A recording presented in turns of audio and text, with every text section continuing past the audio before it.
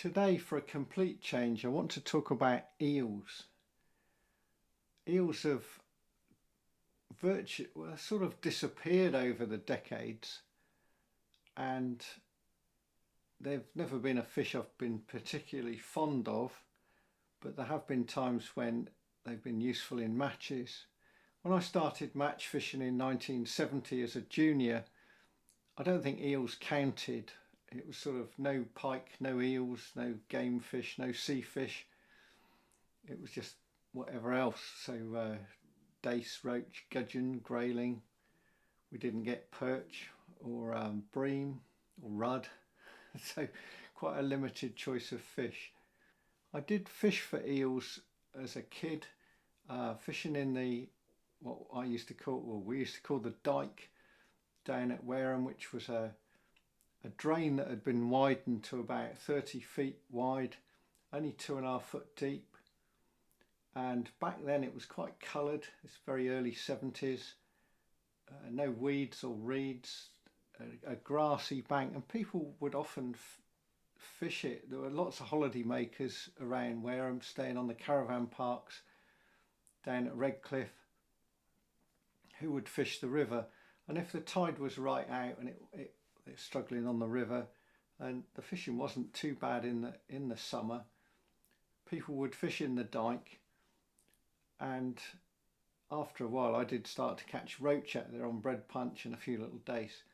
But my first goes for eels, that was the place. And I used to free line a garden worm on about a fairly small hook, probably a 14, and watch the line, and the line would tighten up and I'd catch eels, and they weren't particularly big. I'd yet to really start fishing the river properly. That did come fairly soon. By the time I was sort of 14 or 15, started to get lots more dace and roach as well. I fished the piddle quite a lot in those days, and I only ever remember getting one eel out of the piddle. I think that was about it. And quite often I ledgered worms, still didn't catch eels. Caught the odd flounders, trout, obviously, the odd dace on worms, no roach. But for some reason I didn't catch eels out of the piddle. Back in about 1977, my mate Phil had finished his motor mechanic apprenticeship at Wool and Bovey Motors, and the way things worked back in those days is they could get apprentices to do the basic works, servicing works and so on, and learn the trade,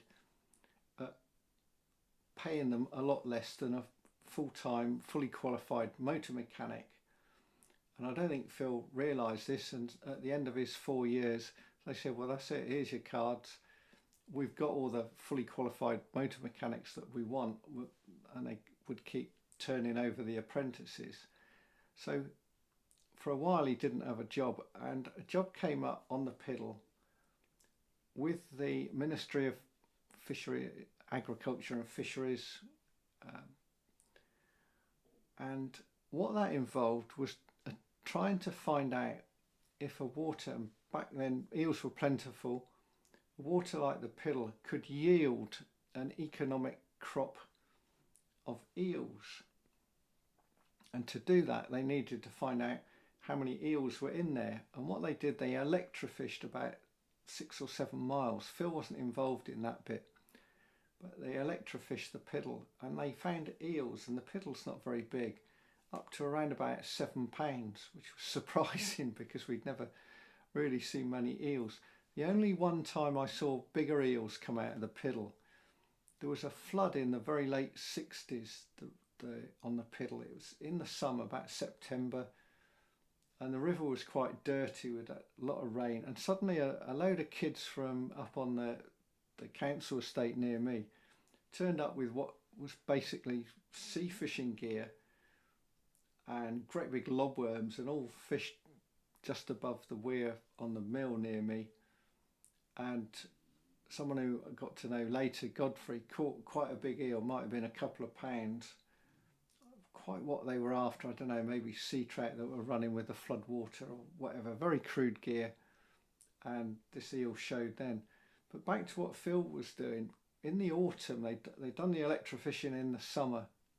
In the autumn, they started running a net on the North Mill with like a keep net at the end and two wings going down to it, so that when the eels ran at night, they'd only run it at night, and it was best when the river was rising and a dark night, so the eels are migrating to go to the sea to breed way out somewhere in the Atlantic in the Sargasso Sea. And all the eels they caught, they had to anaesthetise them in a bucket of water with some substance in there, and then measure them and weigh them. And I don't know if they killed them or put them back. Hopefully put them back. Of course, the nights when the river was rising, all the flood debris would be coming down. And you imagine with a funnel net into it, and although they had sort of pieces of angle iron beaten into the riverbed holding the ropes, the weight would be so much, and the ropes would snap and the net would get damaged. So the best nights could be pretty difficult. They also used to get quite a lot of salmon parr coming down into the net. Didn't do them a lot of good either. By the end of the 70s, we were starting to count eels in matches, and Breach Pond, for instance, was incredibly hard fishing in matches. A pound would win. Late 70s, very early 80s, there were no rudd, no bream, no perch. And we started to get a few eels in matches and weighing them in, but they were pretty much bootlaces, very rarely a decent sized eel. And those eels were getting into the pond via a tiny little outflow that, even when it's flowing, is only 18 inches wide and 3 or 4 inches deep. And that drops a couple of 100 feet until it gradually meets other little streams and flows into the Froome, back at the top of the tidal Froome. And so the eels that are in breach come up as elvers in May. So if it's flowing and they can get up there, they get up that tiny little ditch into breach and other ponds in that area. And I've caught eels out of another pond close by that's got even less of an access, but they've got in there. And once on another pond that is in the middle of a huge depression, so there's no flow into it or flow out of it, I was looking at it, looking for bits of old timber to shore up fishing swims, because it was sort of like the stuff was dumped there. And there was about 3 foot of gin clear water in a crescent. Originally it was a round pool, but there was sort of clay waste dumped in there. Absolutely gin clear. I think there were a little roach in there. And a heron came down, stood in the shallows, 6 inches of water, and I watched it. He didn't know I was there, sort of hiding behind something. And the heron went down and he got an eel, and I thought, well, those eels have got in there. They must have, on a very wet night, come up these tiny ditches and then dropped down into the great big depression, because it was a long way down into the pond, and been there till the heron found it. So, like I say, we started to catch eels, and in the 80s, the eels became more and more prolific. There was commercial netting with fyke nets going on the Froome and the Stour, and there were always requests to the club officials around and about from these fyke netters to, oh, can we have permission to net eels on your water? And quite a few of these nets were illegal. I think some of the people involved, the clubs didn't trust the netters, that they wouldn't take other fish away, and generally they were sort of pushed back and said no thanks. But it got to the stage, certainly around about 1983, where you could catch lots of eels on the Froome.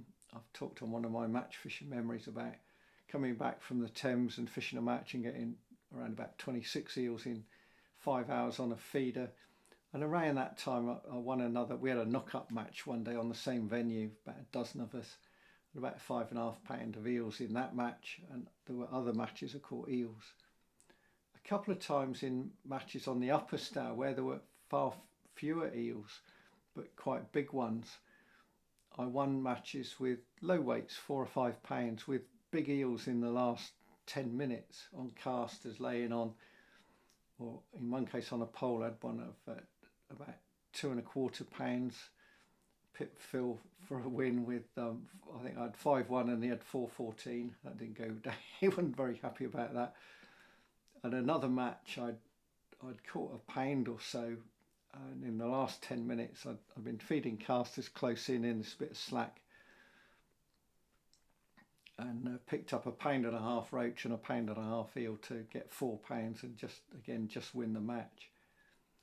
And then the eels started to disappear. I mean, like I say, eels were everywhere. People fishing with things like luncheon meat on Throop and on the Avon would get constant sort of nibble bites, and it was eels. And the eels also liked pellets. When people started to fish with halibut pellets and things like that, they get these little plucks and knocks, and they're eels again. So they could be a menace. But now we've got a situation where there are still eels around. I get them on Creekmore Pond, where the outflow to that is not a few hundred yards from the sea and goes into a creek that is actually called Creekmore Lake. So don't confuse Creekmore Lake and Creekmore Ponds. So there's always been eels in there. I've had hooked a couple this year and got one out of maybe a pound. And there's another pond in the Isle of Purbeck that's very close to the Corfe River, and that seems to have lots of fairly small eels, not big ones.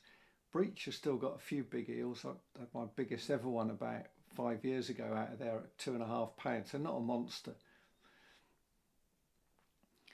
And this week I did a little bit of underwater filming on a local minor chalkstream. I didn't know what to expect. I was hoping to see trout, dace, maybe even roach, possibly grayling. But what I actually got was some footage of an eel feeding really hard in extremely fast water, and it's digging up pebbles and getting something that is underneath these pebbles, whether it's bullhead eggs because they're spawning at this time of year, or freshwater shrimps or stonefly nymphs. I don't know, but it's certainly feeding very, very hard, and very good to watch, and certainly not camera shy, unlike the trout were very frightened of the camera. They didn't like going close to that at all, very wary of it. So love them or hate them, eels are a rarity nowadays. So say going back around about 1990, I fished in the fens for eels on the pole, and the pole was the method.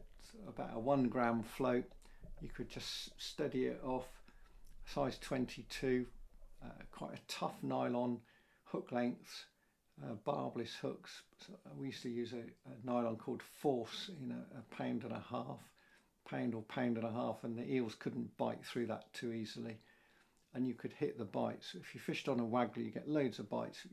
You didn't hook many, but the eels seem to know how to give you a lot of difficult bites. I never had a lot of problem with them myself, but some people say they're tearing their hair out trying to hit these bites on the long pole on the Witham and elsewhere. So something a bit different this week, and until next time, it's goodbye for now.